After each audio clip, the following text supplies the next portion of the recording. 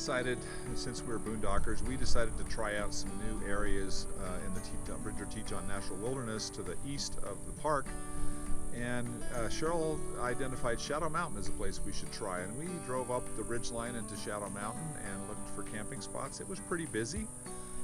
We found a fairly difficult spot to get into that was vacant, and because it was difficult, that's probably why it was vacant, and we tried to get into there and we got stuck. And so it took us quite a while to get out, and once we got out, we decided that we needed to go back to some more familiar territory. We went to Toppings Road, which we'd camped at before. It was pretty full. It was 7 o'clock by the time we got unstuck. We found the last campsite there. And took it.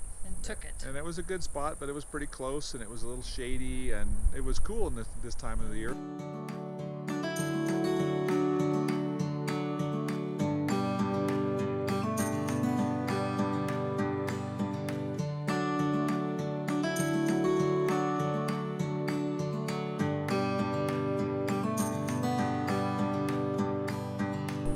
Morning we found a really nice open field spot that was well away from the road, had great cell service, and we decided to camp there for the next 5 days.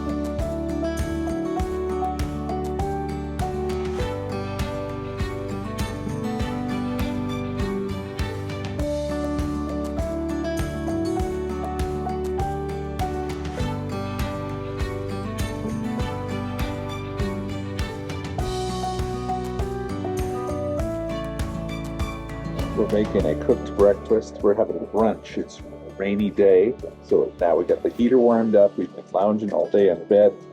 Now we're cooking some bacon, making some protein pancake mix, have some eggs.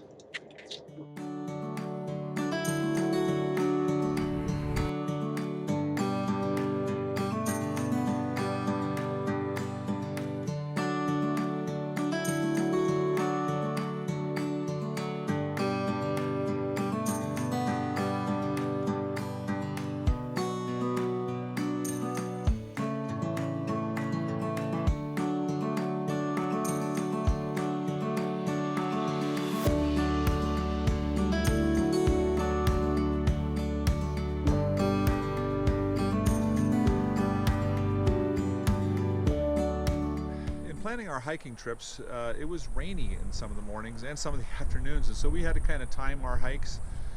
So our first trip was, we decided to go in the afternoon since it's been raining in the morning, and we arrived at the parking lot for String Lake, and it was jam-packed. We cruised, and there were other people cruising a lot. There was just no likelihood we were going to get a place to camp or to park. So we decided to go to Plan B, and we drove down along the road and found a small parking lot along the side of the road. We didn't actually have a Plan B, but we figured we were out, so we were going to go hiking anyways, and we weren't going to drive all the way back and not do something. So here's our beautiful first hike.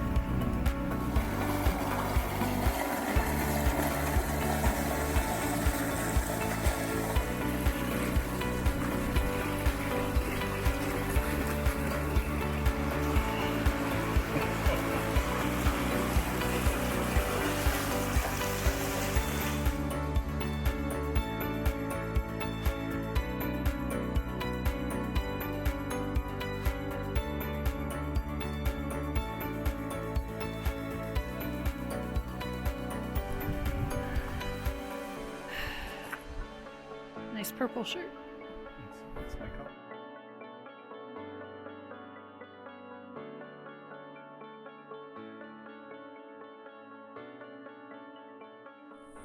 So hike number 2, we headed back to String Lake Trailhead, but we did it earlier in the morning.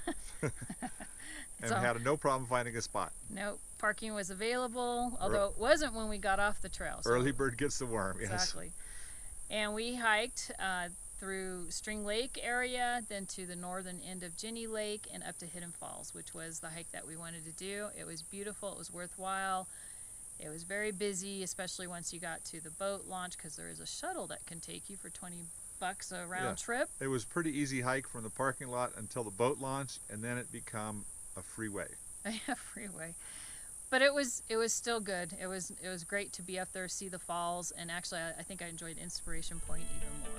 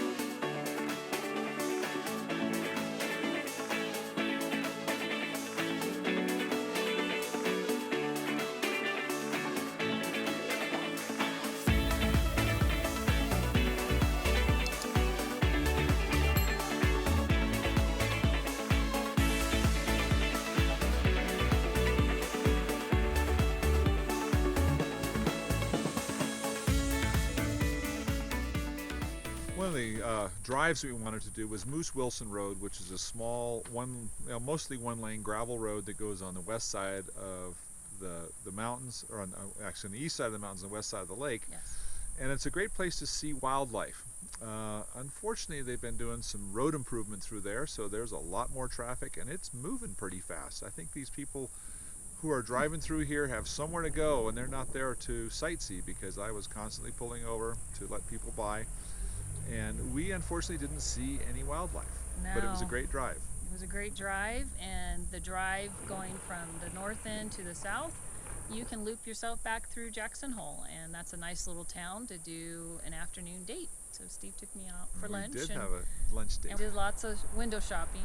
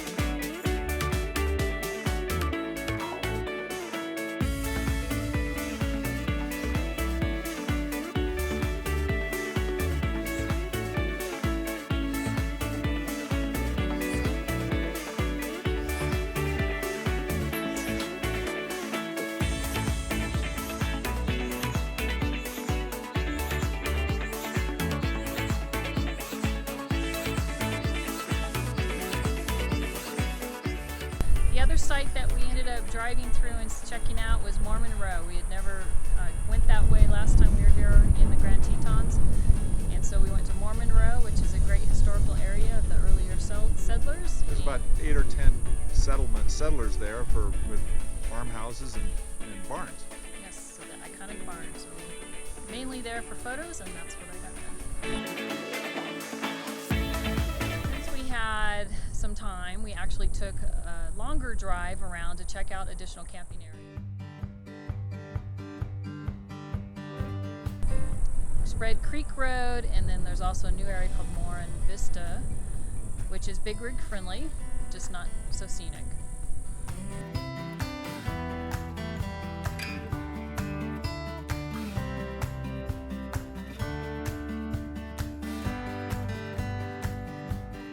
And then we went a lot further out to another area of the forest and visited Atherton Creek Campground, which is an established forest campground.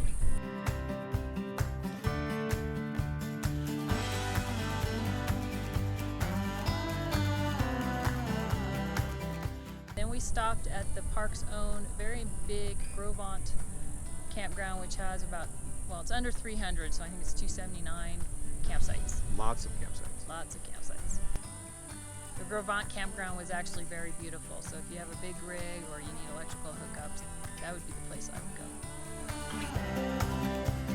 We ended up waiting and watching to see that Yellowstone would open, because it was much easier for us to drive through to Red Lodge, where I grew up, by driving through the park. It's only about 160 miles Yes. from Teton, but if you have to go around all the way through Bozeman or all the way around to the east, it's 360 miles. And with the price of diesel fuel, we elected to Wait hang it out out for a little bit more until finally on Wednesday morning at 8 a.m. they opened up, and we were bum rushing the gate with 3,000 or 4,000 of our best friends. The drive through the park was beautiful and actually not busy at all, and we made it in decent time out to Yep. Cody and then into Red Lodge. And we did see them turning around somebody with an odd number license plate too. Yeah, they were rejected. If that was you, I'm sorry.